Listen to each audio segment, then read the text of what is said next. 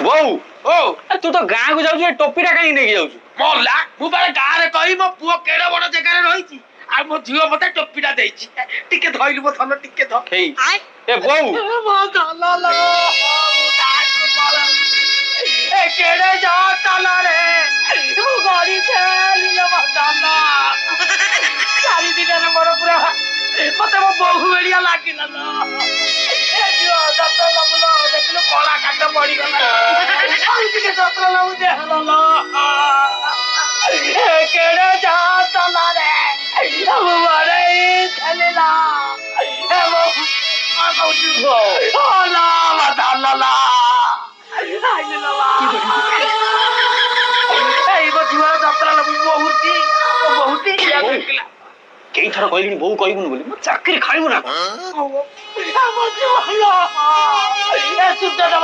ମୋ ଝିଅକୁ ମନେ ରଖିଦବ ଏ ବୋଉ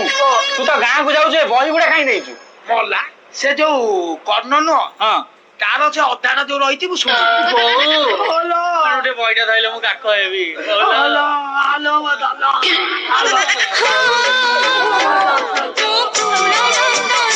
ଚାଲ ଯିବୁ ଚାଲ।